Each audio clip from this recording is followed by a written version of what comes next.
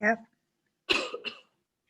I want to welcome everyone to the third in our series of COVID conversations, sponsored by Young Israel Brookline's NaTaN project, Neighbor to Neighbor. Some of the resources have been functional offers, like we learned how to use Zoom, and some have been strengthening resources, as in our last one, Jewish Wisdom for Self-Care in the Midst of a Pandemic. And today we're focusing on Jewish wisdom for growing older in the midst of a pandemic. It brings to mind a mime I read that said, "I am not adding this year to my age. I didn't use it." I must tell you, I would like to forget that I had my 66th birthday in July and just turned 66 again this year. Maybe I will. But as my mother always said, age is just a number. So I'll go forward and engage in discussion with all of us here today in order to embrace new perspectives. So I thank everyone in advance for helping us to forge new meaning. As I gave a brief history about NaTaN last session, I'll just say that I continue to marvel at the generosity of spirit that the Young Israel community has offered to people in need. Now that we're all in need, we rely on each other for strength. We all look forward to the time when we can daven, learn, and kibitz together as an in-person community. Amen. So without further ado, I want to introduce our guide today. Marjorie Sokoll is the founder and director of the Betty Ann Greenbaum Miller Center for Jewish Healing at Jewish Family and Children's Services. The center helps people feel a sense of connection when facing the challenges of illness, loss, caregiving, or isolation by offering spiritual and communal supports to foster hope, comfort, and wholeness, guided by Jewish tradition. Marjorie also provides oversight for JFCS's Alzheimer-related disorders and Parkinson's. She earned degrees in sociology and social work from Boston University and Tel Aviv University, respectively, a graduate degree in counseling from Northeastern, and holds a certificate of thanatology from the National Center for Deaf Education. And as I said last time, Marjorie is a close friend, colleague, and advisor of mine, whose work I greatly admire. I want to add that Marjorie has worked diligently to put together these last two sessions for our community. JFCS has provided this to us free of charge. So I want to give Margie and JFCS a yasher koach and send deep gratitude to them. Thank you, Margie. I want to give thanks to Carol Schauer, Leah Solotikin, Barbara Goldmarks, Joyce Kosowski, and Richard Lupakin for their advice and support in putting these sessions together. So as we begin, I give the floor over to Rabbi Hellman for some initial words of Torah. Go for it. Thank you, Donna, and good morning, everyone. It's good to see everyone. Wonderful to be here. Special welcome to Debbie Cohen, all the way from from Israel. It's great to see you, Debbie. And thank you to Donna. Thank you, Donna, and the entire NaTaN team for organizing this event and the whole series and everything NaTaN does. And it really is doing amazing things in the community.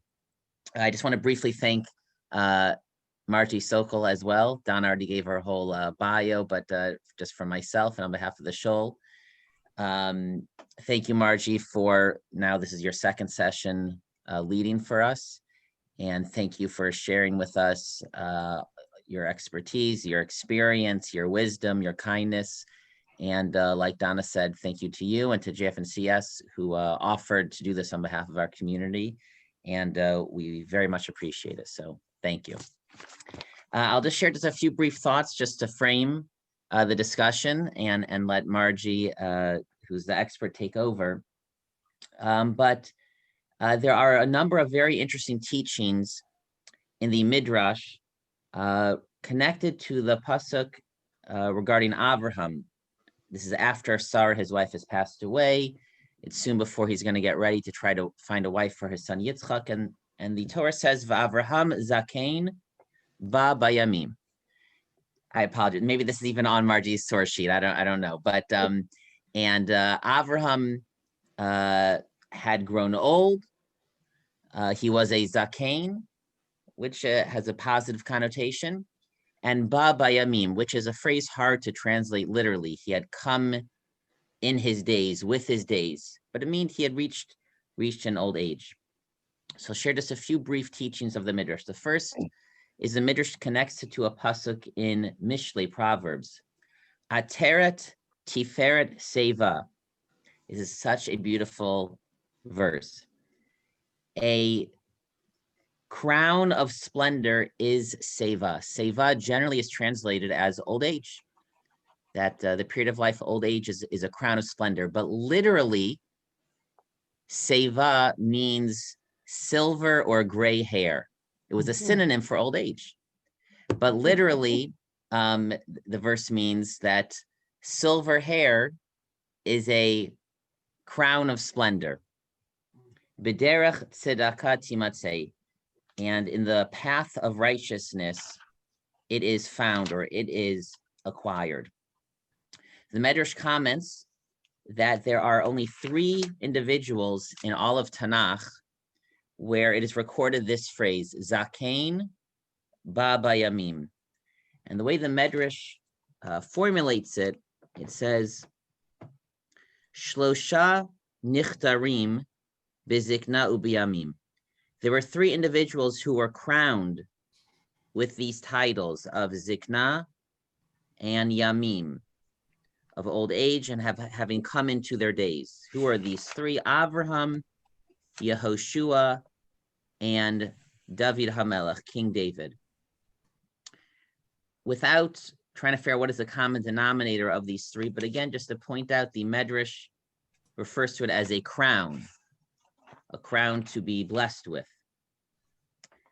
And one final teaching of the Medrash. The Medrash is bothered by what is this double phrase, that Avraham was a Zakein and he was Ba Bayamim. He was an elder person and he had come into his days. The Medrash assumes they're not synonymous, they have different connotations. So the Medrash explains as follows. Amar Rabbi Acha said, he taught, Yesh lecha adam shehu bezikna ve'eno bayamim. There are some people who are elderly, the commentators explain it means who prematurely, because of sickness, because of trauma, physically, emotionally, psychologically have aged. Ve'eno bayamim, but they don't actually have the number of days normally associated with being older. And that's not a blessing to prematurely age in that way. But there are also people, bayamim ve'eno bizikna. There are some people that have lived many, many days, but do not have the blessing of zikna.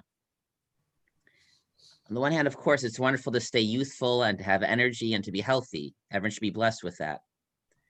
But there are some people who have many days, but they have not acquired the wisdom, the perspective, the experience of Zikna. Aval Khan, but the blessing of Avraham is Zikna keneged Yamim, v'Yamim keneged Zikna. It was perfectly balanced. The perspective, personality corresponding to actual physical days, and the number of physical days corresponding to, again, the personality, wisdom, experience of this stage of life. So I guess just what to draw from these teachings of the Medrash is that the Jewish tradition sees this stage in life as a crown, that there is, the Medrash implicitly sort of saying there's a right way to age, or there's an ideal way to age, that your days and your wisdom and your experience match, and not to run away from that. But and it's a very difficult thing to balance. And the Medrash is saying only very few achieve that crown, at least the ideal version of it. So I guess, part of what we'll be learning about and discussing today is based on both the wisdom of the Torah and of modern psychology, the best way to grow in that path, and hopefully we should all be blessed with that crown. So thank you very much. It's great to be here, and I look forward to the discussion. Amen. Thank you, Rabbi. Thank you. Go for it, Margie. I did not have that on my source sheet. Thank you Okay. so much. What I brought was to complement some of the psychological things I was bringing. That was so beautiful and so profound and really speaks to the teachings that we will be learning about and sharing about today. So thank you so much. Yasher koach. My pleasure. So I'm delighted that also in addition to, who's here coming from Israel that you mentioned, Rabbi? Debbie Cohen is here from Israel. Debbie Cohen, but so is Judy Warder. Warder. Hi, Debbie. How come it looks sunshiny out your window and it's dark out mine? I don't know. Well, it's not, it's actually afternoon, it's Marv time already. Yeah, I know. Not that bright now. We have, I don't know if you can see, but I have a gorgeous sunset out my window. You probably can't see it. I wonder how. Yeah, no, I can't. Anyway, sorry. Show it to you. Can you see We're it? happy to join you. Nice, yes. Debbie, where are you living in Israel? I live in Jerusalem. I live in Makor Chaim, very, very, very small neighborhood of Jerusalem, which is in between the industrial zone, Talpiot, which is becoming more and more residential, and Katamonim, which is on the other side. I live right on the Mesila, on the road where they used to have the train running down. So my apartment looks out right over the train tracks, and people walking and running and biking all day long, and all night long too, probably, but I'm not up to see it. Well, it's so great to have you. And Judy, you would share, just let folks know where you live in Israel as well. I live in Neve Daniel, which is in Gush Etzion, right across the street from Efrat, which is probably more well-known than Neve Daniel. It's a little smaller, Neve Daniel.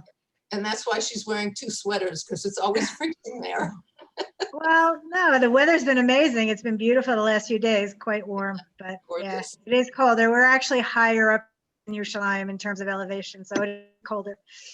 Well, Okay, I it's don't, wonderful to have you all here from Israel, and it will sort of start with what I want to lead in with. But Donna, what time do we say we're going to? Hour till 11. Okay, great. So my husband and I made Aliyah in 1979. We lived there for 8 years. Our daughter was born, but after our daughter was born, we came back to the States. We had no family there and just wanted to be with family. So that's where we are. I came back to Newton, where I grew up, Newton, Mass, near Brookline.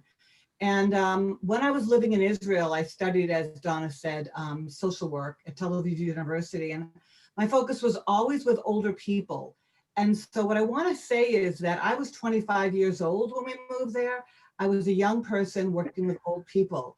I was a young social worker. And now that I'm older, the work that I cared about when I was younger takes on even more meaning for me and passion. Donna knows how passionate I am about this work, particularly if I myself personally had started to experience the things that, that I only read about in books as a young person. And I love the way the rabbi brought in the different ways of aging in Torah and the different ways. I brought in some of the more positive ones, I brought in ones that I thought would complement what I wanted us to talk about today. But I think what I got from the rabbi mostly is there's an ideal about how to grow older, but the reality is that we grow older differently, that we do not all grow older, whether we're Jews or other backgrounds, we do not age the same. We age very differently. We know that we age differently. There's a biological age and a chronological age. So someone can feel very aged depending on what their life has been like, depending on what they've been through, depending on a million things by the time they're 40. And someone can feel very differently at the age of 80. And I think that's the most important thing that we have to acknowledge, and we don't in American culture. And I would say it's not so great in Israeli culture also, sort of the ideal being youth. It's about youth. It's particularly in America, we live in a very youth-oriented culture. And so much about how we see ourselves when we grow older is in relationship to American culture. And so it's so important to be talking about what does Jewish tradition have to say, and we'll get to that in 1 second, because when we have to realize that we're impacted by the culture around us. And I'm going to just ask whoever feels comfortable to say, what are some of the messages, and you can also chime in from Israel, some of the messages we get about growing older in American culture. You can either unmute yourself or you could put it in the chat. I'm just gonna, what comes to your head? Mind, what comes to your mind when you think of what does American or Israeli culture say about growing older? Well, right now in the pandemic, it says that we get to have the vaccine sooner than other populations. That's a good thing. Yeah. That's a good thing. Yep. Anyone else? I just want to say, I think Israeli culture is not quite the same as American culture in this regard. I don't think there's the same super duper emphasis on being young, being beautiful. I don't know, maybe Debbie, you can disagree with me, but I think certainly during the pandemic, I mean, the most common thing that we heard was protect your grandparents, you know, respect them, don't go near them, don't call them, find ways to connect to them. But there's been a huge focus on respect and honor your grandparents and keep them healthy, just in terms of the pandemic. And I think there's, you know, there's still a lot of maybe more traditional family type of things, but there's more extended family living closer together just because it's such a small country that you can't get that far away. But I think there's maybe more situations in which children, their parents and their grandparents live in close proximity and spend Shabbatot together and spend, you know, regular time together. So I don't know, I just feel like it's a little bit different. Oh, no, I think I agree with you. We hear that all the time here about protecting our grandparents, protecting our parents. I mean, that's huge, like daily. So we do hear that. So yeah, no, I'm glad to hear that because I'm not there. Oh, so I don't, big time, yeah. big time. But That's not the only thing, though. Here in Israel, there is definitely an emphasis on taking care of your elders even before the pandemic started. Yeah. They have the front seat of the bus says to give up your seat if an older person wants to sit there. And when you go to the supermarket, in certain supermarkets, there's a lane that if you're over a certain age, you can go in front of everybody else in the line in that line because you're a certain age. And there are little things like that all over the place, and it's heartwarming. Yes, absolutely. Unfortunately, not everybody recognizes it. I don't remember what the word is. Pays attention. Yeah. Right. So, anybody in America want to chime in that's living in America about before the pandemic, about growing older? Some of the things that you would have said before the pandemic. It's Rachel. One story just came to mind. It's actually out of Israel, Yerushalayim. In Bayit Vagan, there's the oldest house in Bayit Vagan where a woman lived there, Yehudit. I don't remember her name, but I was taken there on a Shabbat afternoon with somebody else, an American who lived there, and said, let's go visit her. The story was that she had lost family. She lost her husband and son in wars, and she lived alone in this house. It's like the Princess and the Pea, where there were mattresses and covers over the mattresses. Before Pesach, she needed some things off of a very high shelf she couldn't reach. Who did she call? She called the IDF, and the IDF sent 2 Chayalim to come and help her unpack whatever she needed for Pesach in her house. And it's just such a marvel that I should pass it on. So that's a beautiful story. That's a beautiful story. Thank you so much. Okay, so when I've been doing these kind of conversations for about 6 years, since I started the Spirited Aging program at JFCS. And the interesting thing is how different the conversation is. I typically ask this question. People have very different responses, and it shows the difference of a Torah Jewish community, of an experience, whether living in America or living in Israel, what the values are. I typically don't get these kind of responses. I get the opposite. People are living separately in America. People don't live near their families, even if they're observant. People are very isolated, much more. Immigrant families are much more living in 3-family houses, the way the Jews were 100 years ago. So it's just really fascinating, and I appreciate everybody's responses here. How I want to start off then is to ask you specifically, what do you find, this is the other question I asked folks right at the beginning, what do you find personally surprising about growing older? What are you experiencing? It could be either before the pandemic or during the pandemic, something that you personally are surprised about how you feel about growing older than what you thought it would be like when you were younger.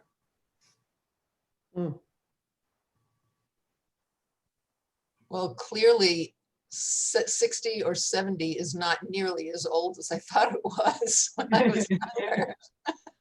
I love that, Debbie. But I find that I have a much wider range of friends, ages of friends than I expected to. In other words, I'm very close friends with people who are nearly 10 years older than me, very close. And I'm also very close with people who are quite a bit younger than I am, at least 10 years younger, more even. And I mean, we eat in each other's homes on Shabbos. We really have become very, very close. And I really expected my range to be right around, give or take 3 or 4 years around my age. But some of the people that I'm with are quite a bit older, and I don't even know how old they are. I mean, they're older than I am, but we've just developed wonderful friendships.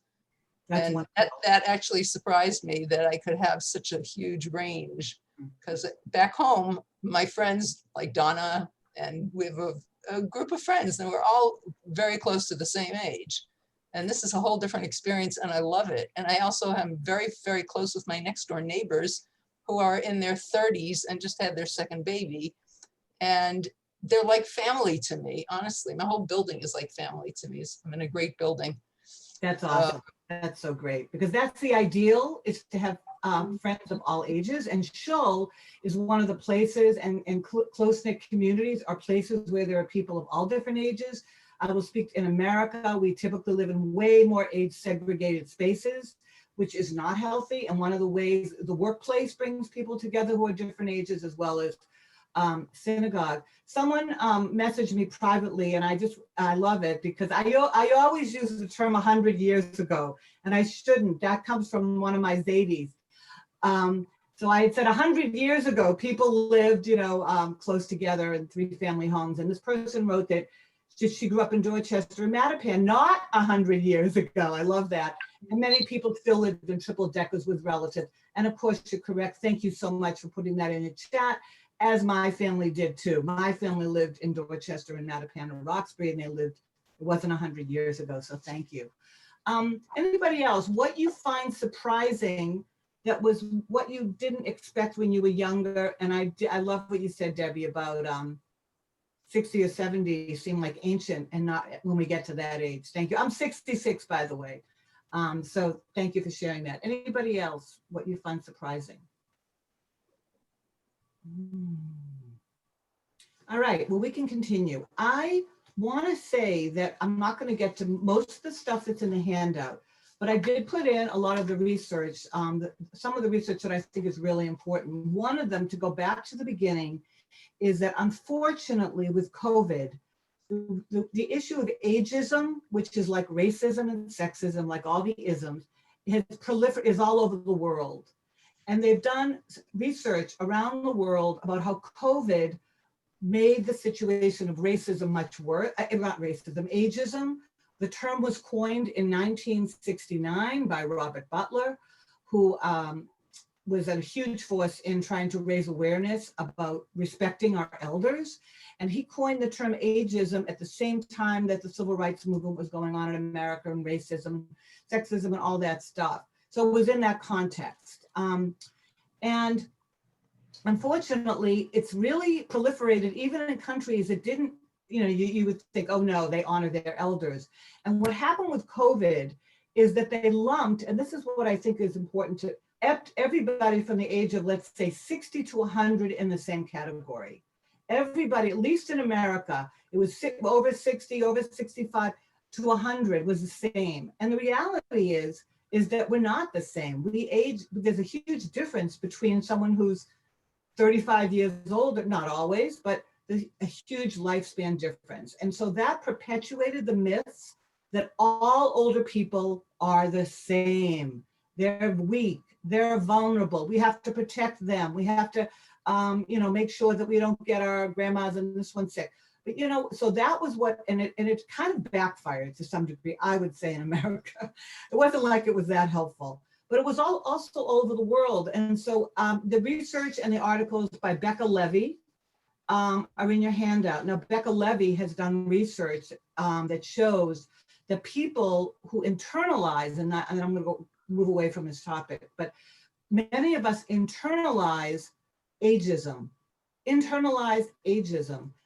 I put that there in a handout. I'm going to read it by Robert Butler, that no one's born prejudiced, but attitudes about age as well as race and gender start to form in early childhood, little children. Over a lifetime, these attitudes harden into a set of truths. And some people feel shame and embarrassment instead of taking pride in the accomplishments of aging, and that's internalized ageism. And unfortunately, the research has shown that those of us who believe the things about growing older, which none of you have said, I'm very impressed, the negative parts, we don't live as long as people who don't believe those attitudes. We live 7.5 years shorter when we start internalizing what the culture says. Now, I will say that when we got on this call, just saying, some of you said, hey, you look the exact same as when blah, blah, blah. I would suggest that's ageism. We don't look the same. Don't look She the does. I wouldn't have said it if I didn't think it. People say to me all the time, I don't look the same as I looked, The point is, we don't, And in the Midrash, Abraham asked to look old so that people would treat him differently because he was young looking. And so in general, we're about anti-aging, age defying, etc. Oh, you look the same. We just do those things. We just do. Anybody want to comment about that? Yes. Yes, Sharon. Thank you. I just noticed that over the years, people tell me I look younger than my numerical age. And I'm very open about my age. I just turned 60 this year. And when I told people over the years how old I was, if I was 40, they thought I was maybe 30. And I always seem to have that 10-year, and people will say, and the look on their faces, some of people, were that they had this preconceived notion of what old looks like. Yeah. And so I've definitely lived what you've said many times. I've seen it. That's beautiful, Sharon. Thank you so much for sharing it. That's exactly right. It's a notion of what a certain age looks like. That's awesome. Thank you. Anybody else? I guess we have to get used to what we look like as we get older, and that's not easy. When you look in the mirror and you see, something different than you used to five years ago. And I guess that's what the proliferation of, plastic surgery is all about. Plastic surgery is not going to make you look like you did when you were 25. It's going to make you look like you're 100. But in any event, it's hard to look in the mirror and see things changing. Right. So thank you. So yes, thank you for that. Thank you for that. So that's the physical appearance. So what I just want, and just the way we talk to each other. I typically in a group, I'm not going to do it here, I ask people to share their ages. And I say, you don't have to. I always say you don't have to. I would never force someone. And a lot of people don't want to share their age because that's something that somehow they feel they're going to be defined by the age and it's not polite. Why is it not polite? Because being older, we don't even have a word, at least in American culture. I love, Rabbi, how you talked about Zikna as a positive. In American culture, there's been a lot of research on what word people like to describe growing older. Guess what? None of them. People don't like the word senior. They don't like the word elderly. They don't. They don't like any of the words. And so I typically, the PC word, the politically correct word is older adults or older people, whatever. So what I want to talk about now is we are living longer, God willing, as a human species. If we have good health, if we have luck, we live in certain, we live in certain countries that are, Western countries, whatever, however you want to describe it. We have better access to food, etc.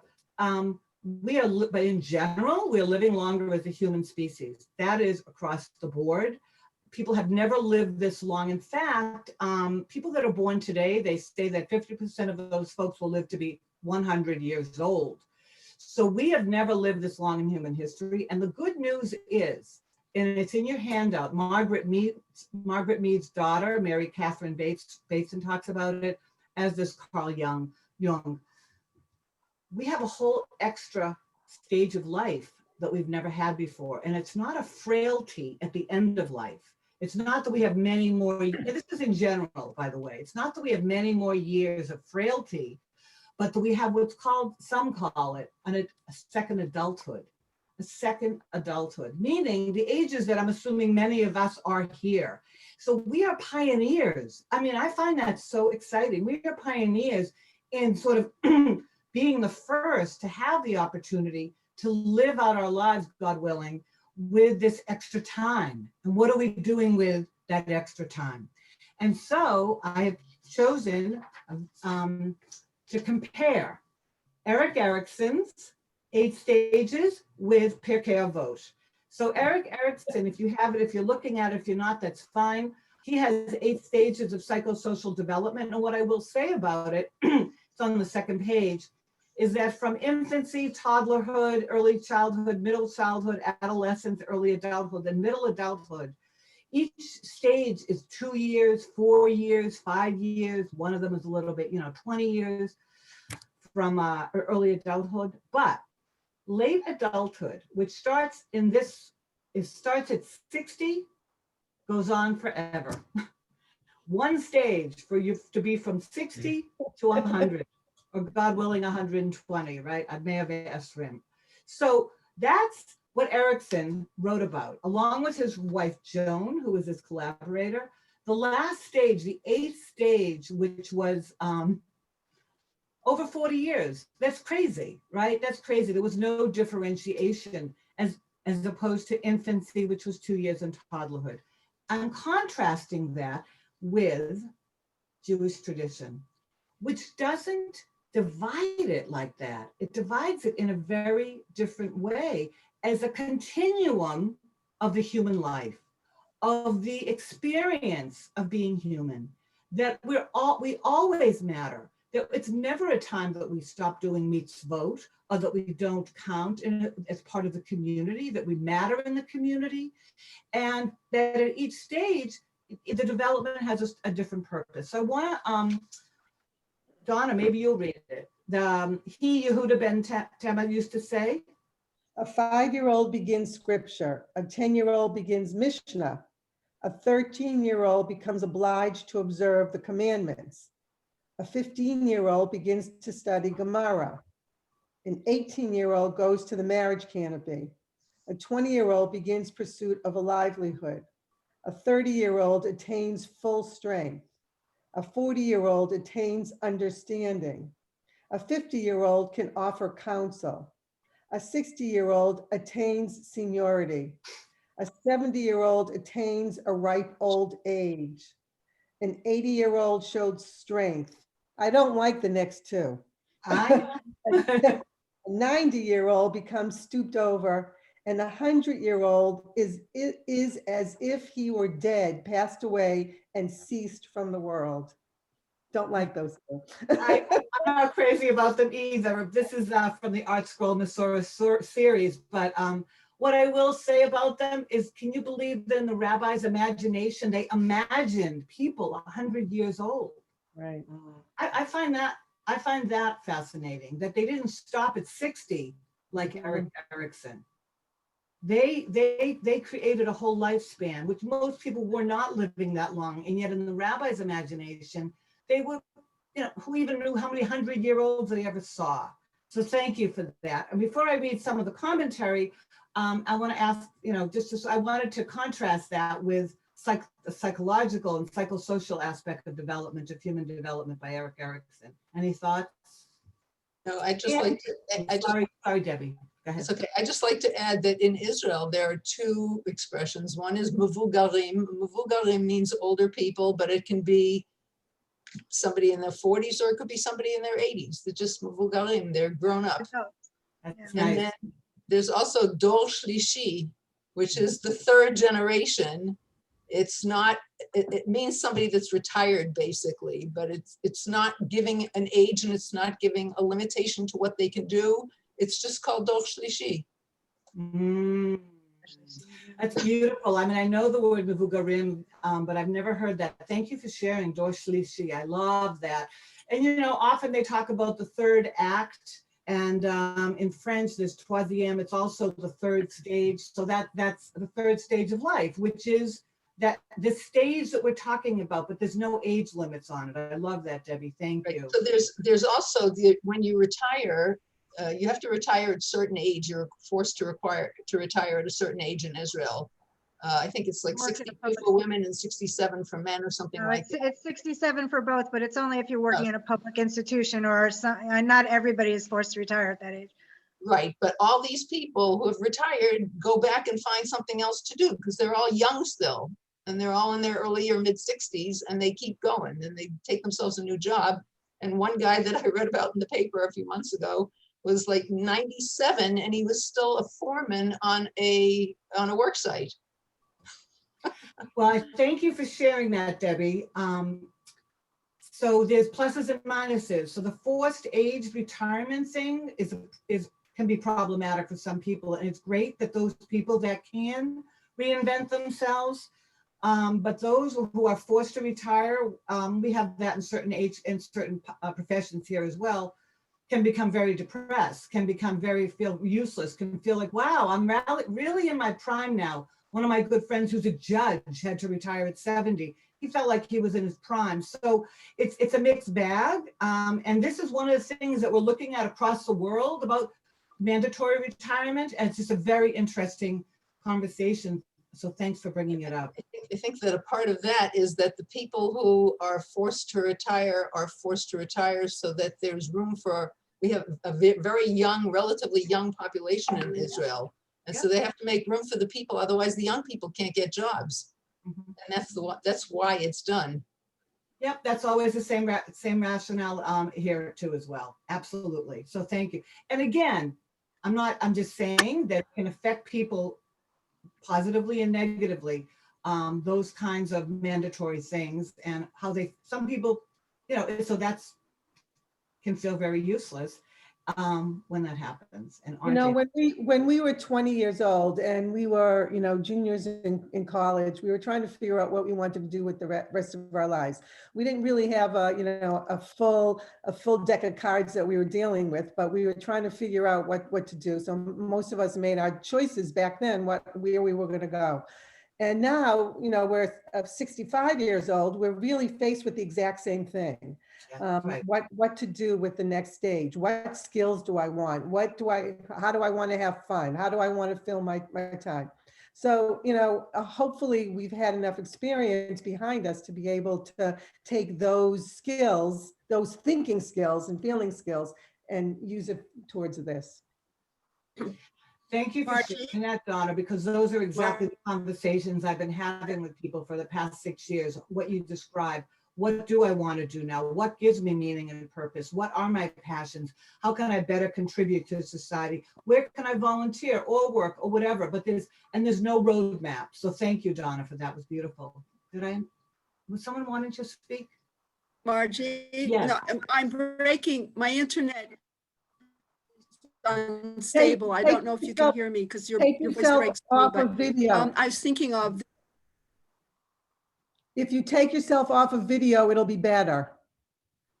You'll have more available to you. Okay. Good. I'm thinking of a vignette that I read about Einstein discussing aging with a very close colleague. And he said, Einstein is quoted as saying, "We will never be old. We will never be old because we will never see ourselves as old or aged, not in any, I mean, he knew he's old, because we always have wonder in our lives. Wow, that's awesome. Love that. That reminds me of Heschel, which, by the way, in the back of your handout, is beautiful. I will read something closed by Heschel. Thank you. Beautiful. Thank you for that, Raizel. I want to say that one of the commentaries on the Pirkei Avot was Great, excellent. Aye, Okay, aye, I'm aye. in gear low and I'm Oh, on my sorry. way. Ah, help. I'll be there in like 15 minutes. Wait, who's that? Okay, go ahead. Yeah. I just want to read this one commentary, one drush from the Pirkei Avot, which is consistency must always be tempered. You know, so they're commenting on the stages of human life. Consistency must always be tempered by the ability to change direction when one achieves a new plateau in his spiritual development. I mean, that is from Doresh Leprakim. I mean, that's gorgeous. That Judaism understands that we continue to evolve spiritually as a human being, and that we need to change direction. So it speaks to what you were saying, Donna, just now, but we have to figure out what that direction is.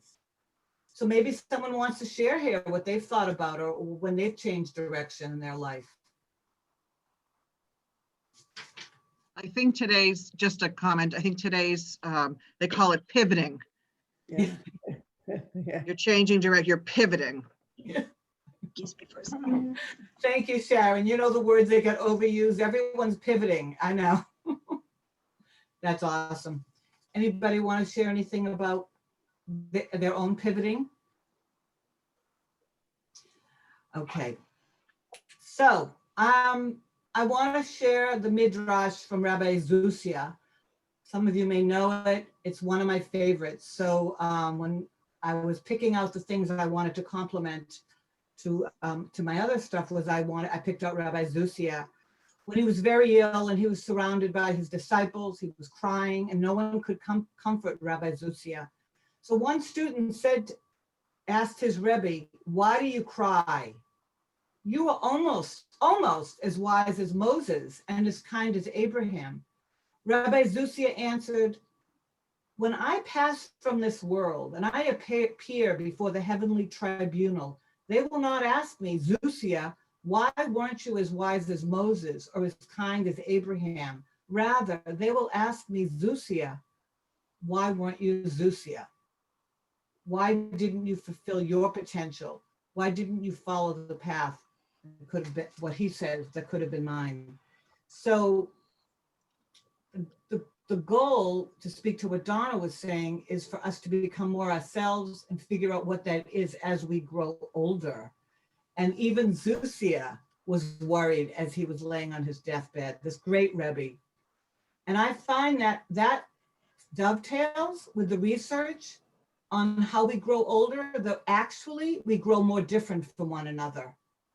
This is a hard thing to even imagine. But when you think about people growing older, they become more themselves, whereas a 2-year-olds are all learning to talk, let's say, more or less. A 1-year-old are all learning to sort of get up from crawling and walk, more or less, more similar. But the stage of development in the human life where we become more different from each other is the stage of being mivugarim, being older adults. And it's a time to think about what does matter to me. What do I care about? How do I become more Marjorie? So I just want to open that up and ask if anybody has any thoughts of Reb Zusia's story. Well, it dovetails really nice with what you quoted Ian Lamont saying, "We contain all the ages we have ever been."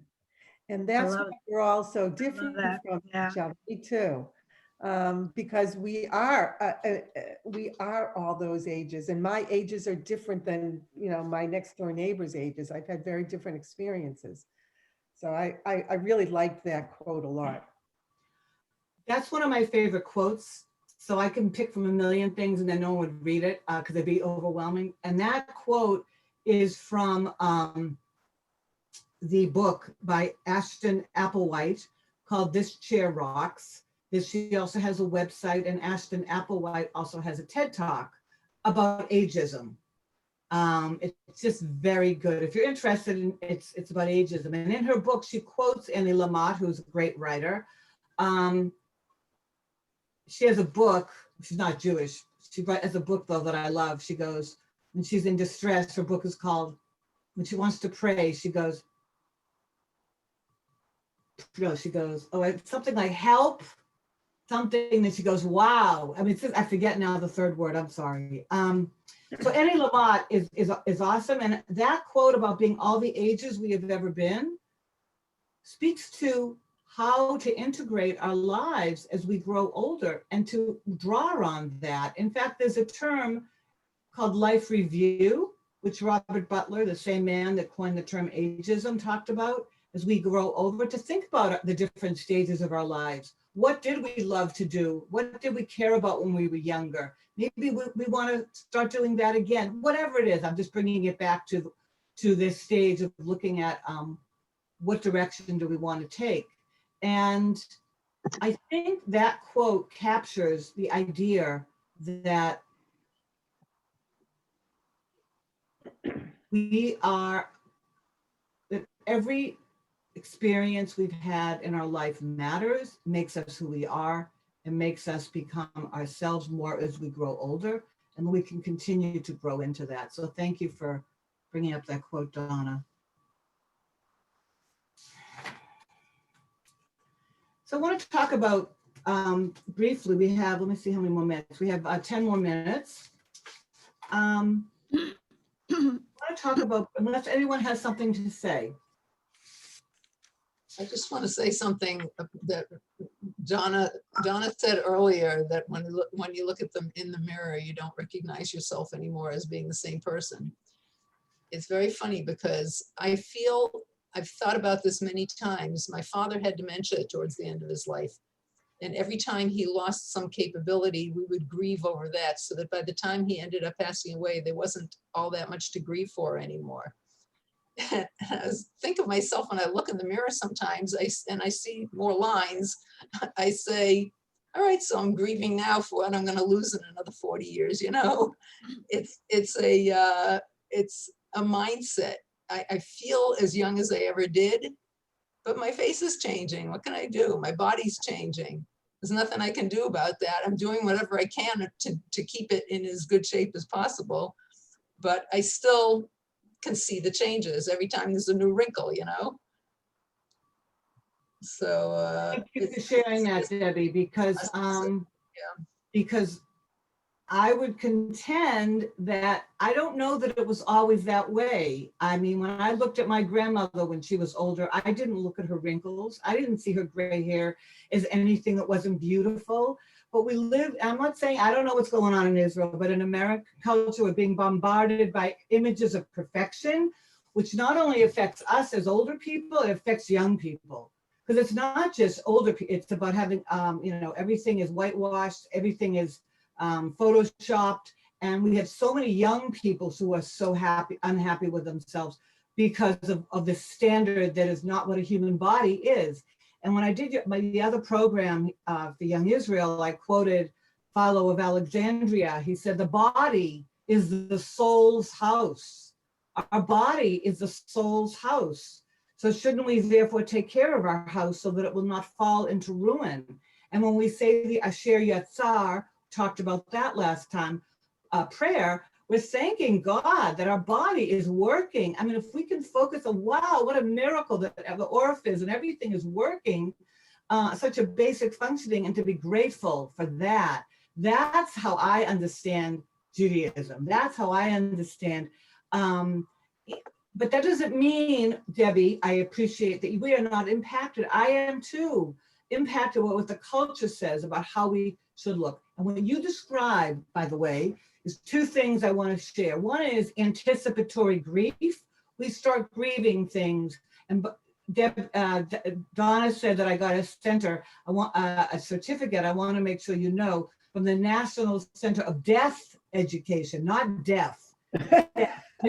Not, I didn't want, people never heard me say deaf. That's my, it's deaf, not, it's death, D-E-A-T-H.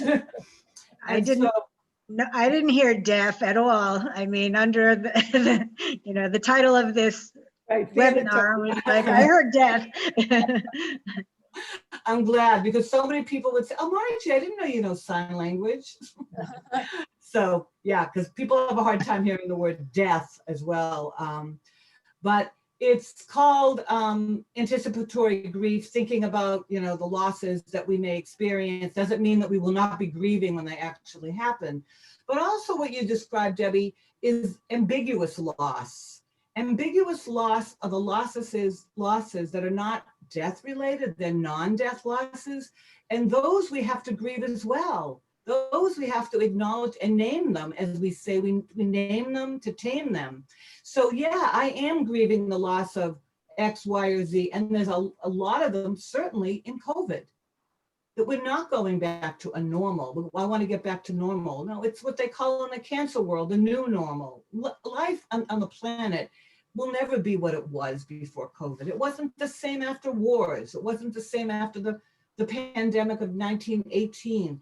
So that kind of grieving those losses is called ambiguous loss, grieving those living losses. And if anyone is interested more in learning about that, Pauline Boss, B-O-S-S, is the expert. And by the way, I'm not the expert. When I was introduced earlier as the expert, I'm not the expert. You are all the experts in your own lives. And that's why we come together to have these conversations. Pauline Boss coined the term ambiguous loss. And if you've heard of the podcast On Being, Yeah. with Krista Tippett, Mhm. maybe you want to put it in the chat, Donna. She has a podcast a couple of months ago, a half an hour with Pauline Boss about all of the ambiguous losses we've experienced with COVID. She coined it for a different reason. I don't want to spend the time talking about it, but there's a longer interview with Pauline Boss if you're interested. But if you could put that in the chat, that would be great. I don't know if I spelled it right, but we'll see. B-O-S-S.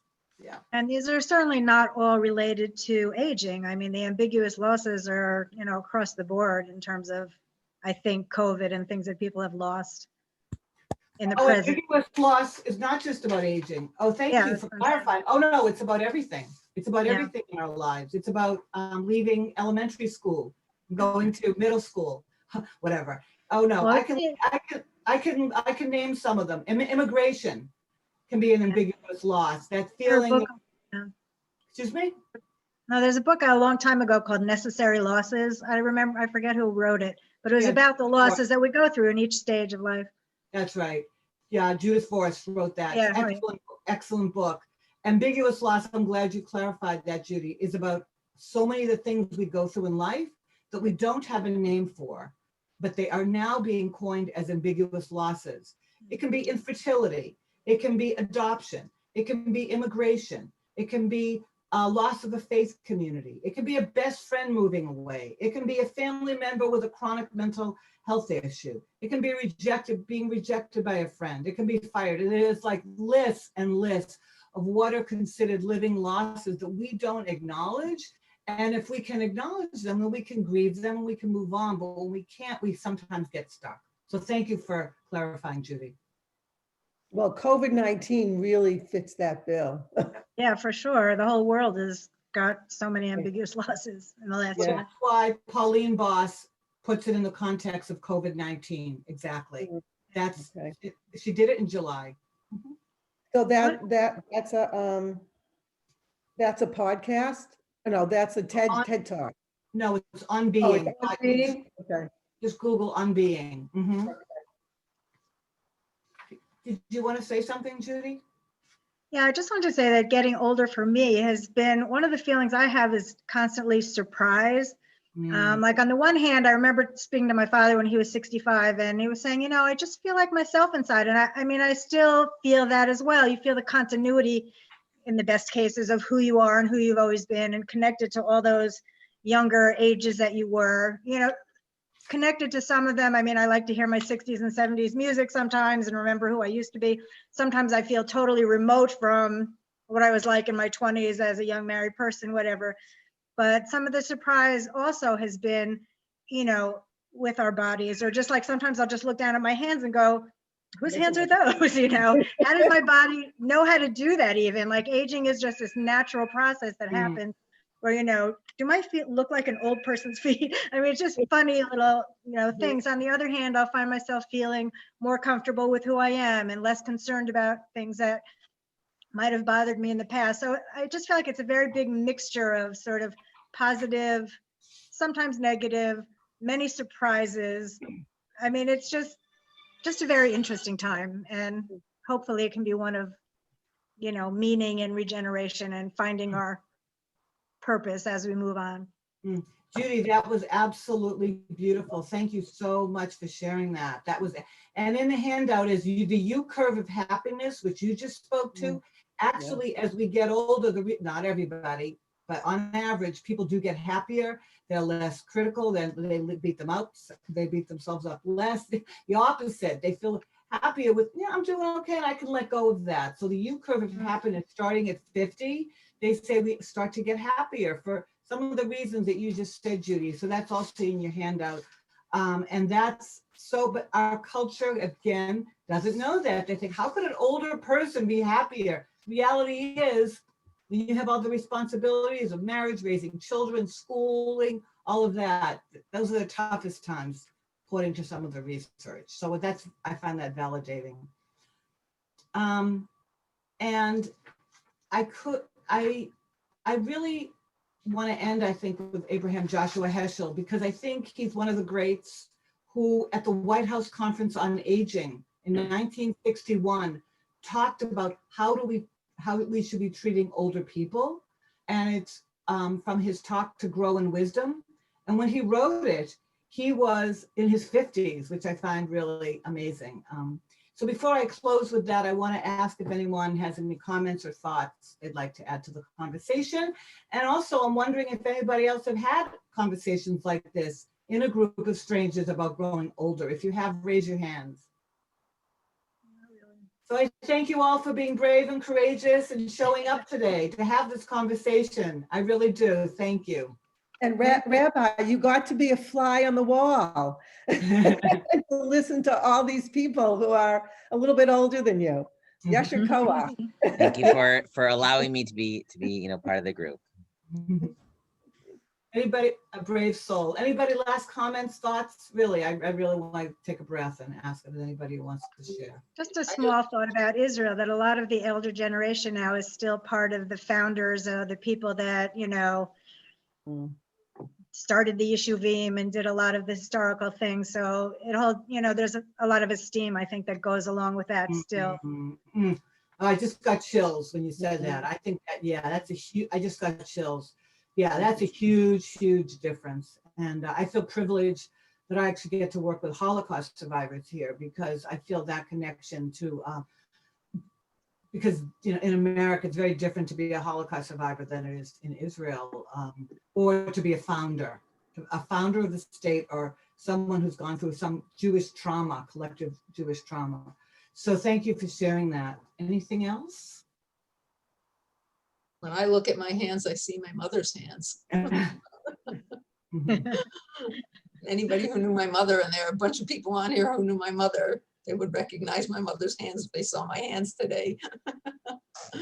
Oh, that's so beautiful, because our hands, we bless our hand, you know, when we do Netilat Yadayim, that's beautiful to bring our hands in. Thank you for that. That image is beautiful.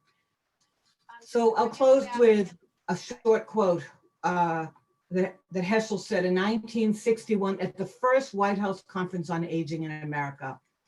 Our work for the advanced in years is handicapped by our clinging to the dogmatic belief in the immutability of man.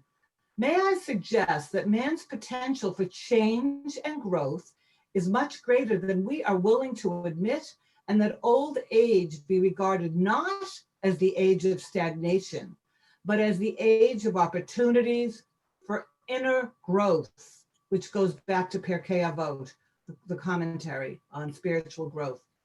The years of old age may enable us to attain the high values we failed to sense, the insights we have missed, and the wisdom we ignored. They are indeed formative years, rich in possibilities, to unlearn the follies of a lifetime, to see through inbred self-deceptions, to deepen understanding and compassion, to widen the horizon of honesty, and to refine the sense of fairness. And I'll conclude with this quote, which I love. One ought to enter old age the way one enters the senior year at a university, in exciting anticipation of consummation, because now we are rich in perspective, experienced in failure. The person advanced in years is capable of shedding prejudices and the fever of vested interests. He does not see any more, I love this is a goal, an aspiration. He does not see any more in every fellow man a person who stands in his way, and competitiveness may cease to be his way of thinking. And I'll end, which I love. He said, we always have this moment because it takes three things to attain a sense of significant being: God, a soul, and a moment. And the three are always here. Just to be is a blessing. Just to live is holy. Thank you. Yasher Koach. Yasher Koach. Thank you very much. That's Marjorie. great. So much, Marjorie. So if anyone has any questions, we can stay, if people have to go, you can go. If anyone has any questions, please. And also my email, and please email me if you want any resources or anything. I'm available. You can get her email from. Joyce is talking. You have to She's unmute. muted. Joyce, you're muted. Muted. Okay, now that better? Yes. Okay, yeah, I just wanted to know how we could get your email address. You can get it from me. So just email me and I'll email it to you. Okay, thank you. I'm available. Anything else? It's not a question, just a comment. I just feel like aging, getting older, I feel much more gratitude in life. You just sort of realize more the preciousness of the moments and just feel much more grateful for all of them, I think. Well, that's one of my favorite topics. And of course we say moda'ani, thank you, when we get up, gratitude, thank you, I'm here. And the research, Judy, shows that gratitude, and as we get older, that we feel more the blessings, and that increases our happiness. Because then the last thing I did for Young Israel, I talked about the negativity bias, where our brains unfortunately go to the negative in order to keep us safe. It's an evolutionary thing. Back in the days of the dinosaurs, more than 100 years ago. So focusing on the blessings, the 100 blessings we can say today, focusing on it really does help to, the neural connections in our brain really strengthens and makes us healthier, and the endorphins are released. So thank you. Okay. If anyone didn't see the last one, the last in our series, it's I can send it to you, or you can go onto the Young Israel website and it's there. Can you send it to me, Donna?